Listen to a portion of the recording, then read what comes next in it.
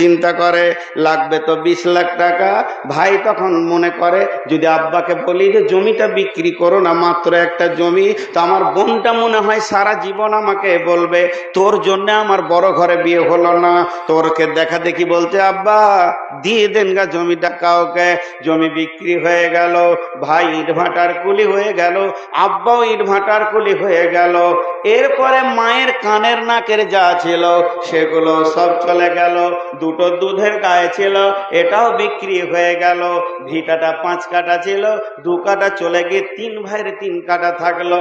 3 ভাই বোনের বিয়ে দিতে গিয়ে তার আর ঘরে বাস করে না, লক্ষণপুরে থাকে না, হরিশ্চন্দ্রপুরে থাকে না, চেন্নাইয়ে গিয়ে লিভারের কাজে ঢুকে গেল। আব্বা কোথায় যাবে, ঘর ছেড়ে যেতে পারে না, ইট ভাটায় কাজ করতে লাগলো।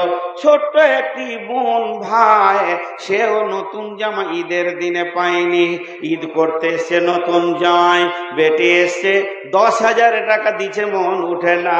কিন্তু ওই বিবিটা বাপের দিকে তাকিয়ে দেখছে একটা ছেঁড়া লুঙ্গি পরে ঈদের নামাজ পড়তে গেছে। বেটি গিয়ে বলছে আব্বা ঈদের দিনে কি নতুন একটা লুঙ্গি পাওনি?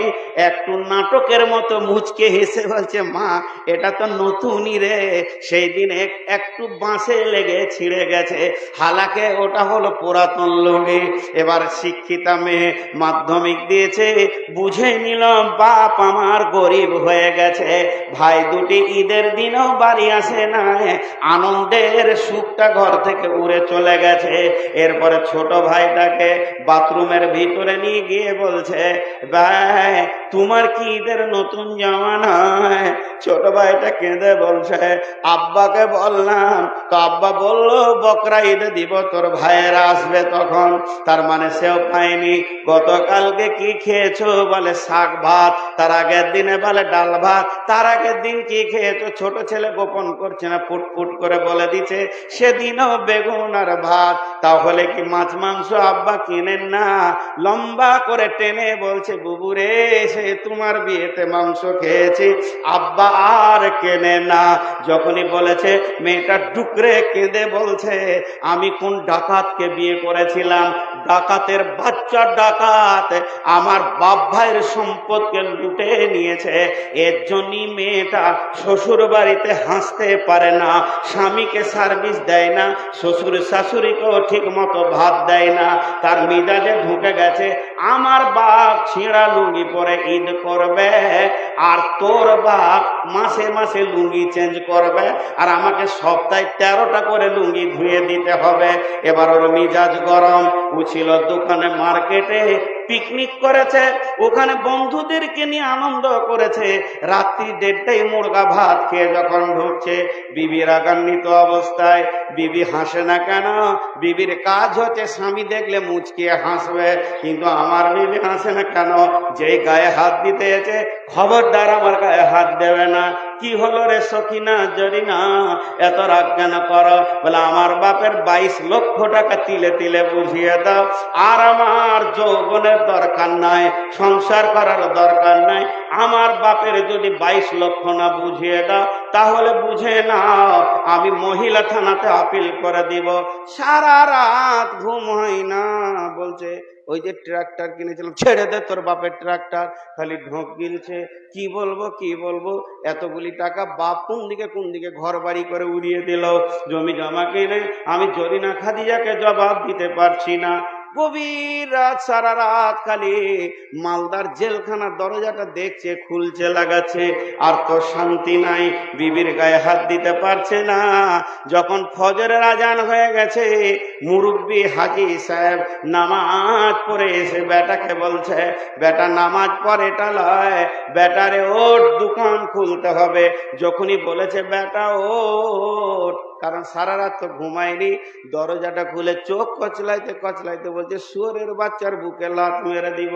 বাপকে যখনই বলেছে শুয়োরের বাচ্চা, গভীর ভাবে কাঁদতে শুরু করে দিল। বেটা হায়, জীবনেও তো আমাকে এমন বলিসনি, তোকে 24 বছর পড়ালাম, তোকে 24 বছর মানুষ করলাম, তোকে বিয়ে পাস পর্যন্ত পড়ালাম, জীবনেও আমাকে কথা বললি না, শুধু ওই মেয়েটার জন্য তুই বললি এটা বউ হয়েছে। আজ আমার বেটা হাত ছাড়া হয়ে গেল। গেল, বইয়ের দোষ দিতে শুরু করলো। কিন্তু বন্ধু রে, এখানে আপনার 1 বিঘা জমি আছে, আমি যদি টাকা দিয়ে জমিটা কিনে নিই, এরপরে যদি আপনি ধান চাষ করতে যান তো লাভ খাবেন, কারণ আপনি টাকার বিনিময়ে জমি বিক্রি করে দিয়েছেন। হে বেটার বাপ, তুমি টাকার বিনিময়ে বেটা বিক্রি করে দিয়েছ, যার বেটি ছিল সে কিনে নিয়েছে, আর তোমার বেটা নাই। ওই বেটার বইয়ের কাছ থেকে যদি তুমি পা দাবা নিতে চাও, কাপড় সাফ করা নিতে চাও, কপালে ঝাঁটা ছাড়া কিছুই জুটবে না, তোমার লাশ জুটবে। এবার লোকটা ডাকছে, মৌলানাকে ডাক, ইমাম সাহেবকে ডাক, বাপের মায়ের কি হক আছে বেটাকে বুঝিয়ে দেবে। কিন্তু বুঝিয়ে কাজ হবে না। সকাল বেলায় 4খানা লুঙ্গি আর 4 কেজি মিষ্টি নিয়ে শ্বশুর বাড়ি হেঁটেছে, দেখছে এখন জেল থেকে বাঁচতে গেলে বউ আর শ্বশুর শাশুড়িকে ঠিক রাখতে হবে। প্রত্যেকটা বাড়িতে পণ নেওয়ার কারণে ছেলেরা বিক্রি হয়ে গেছে, মুরব্বীরা আর শান্তি পেছে না। একবার বলবেন না ঠিক বললাম না ভুল? তাহলে ছোট ছেলেগুলো ওইদিকে চলে গেছে কেন? বাচ্চাগুলো জি, বিছানাগুলো কার? যতগুলো বিছানায় বাচ্চা তৈরি হচ্ছে, বিছানাগুলো মায়ের না বাপের? জোরে বলেন। কে বললে বাপের? ও গরুকে হুঁশি নাই যে একটা বিছানা তৈরি করি আমার বংশের ছেলে আমার বিছানাই হবে। পরের বংশের বিছানা নিয়ে এসে ও ছেলে বানাচ্ছে। আর আল্লাহ রসুল ফাইসালা দিয়ে দিয়েছেন, আল ওয়ালাদলিল ফেরাসে, বিছানা যার সন্তান তার। যাদের বংশের বিছানায় ছেলে হবে, ছেলের টান সেই বংশ দিকে যাবে। কি খাটের দরকার আছে? মাটিতে শুধু বাপের ভিটাতে। কিন্তু বুঝে না। মেয়েরা একটা কথা ঘুরিয়ে ঘুরিয়ে বলে না বারবার? আরে বলে না, মেয়েরা একটা কথাকে বারবার ঘুরিয়ে ঘুরিয়ে বলে কি বলে না? এই ভাই আমাকে 2টো রসগোল্লা খাইয়েছে, বুঝছেন? দিয়ে রাস্তায় সেক্রেটারিকে বলছে, সেক্রেটারি সাহেব, এটা আমাদের প্রধান বক্তা, 2টো রসগোল্লা খাওয়াইলাম। প্রথমবার কিছু মনে করলাম না। মাদ্রাসা এসে বলছে, এই এ করো তাড়াতাড়ি, নাস্তা টাস্তা দাও, প্রধান বক্তা এসছে, 2টো রসগোল্লা খাওয়াইলাম। আমি মনে মনে ভাবছি, খেয়েই কি ভুল করলাম না কি রে? হরিশ্চন্দ্রপুরে খাইছে। খানিক পরে সভাপতিকে বলছে, জি মৌলানা সাহেব ট্রেনে নামলো, আমি গাড়ি করে নিয়ে এসেছি, 2টো রসগোল্লা খাইয়েছি। আচ্ছা বলেন, এবার রুচ লাগবে? আর বলেন রুচ লাগবে? বমি করতে মন যাবে, মনে হবে থালা লিয়াই বমি করে দিছি, তো রসগোল্লার পেটে রাখবো না। তো মেয়েরা একটা কথা ঘন ঘন বলে, খাটে আপনি বসতে যান তো আমার বোনকে ডেকে আমার স্ত্রী বলবে, যে বুবু শোনো, এই খাটটা আব্বা দিয়েছে। 3 দিন পর আমার ছোট ভাইকে বলে, যে তোমার তাহলে খাট দেবারে যে আব্বা দিয়েছে। শুতে যাবো তো আমাকে বলবে আব্বা দিয়েছে খাটটা।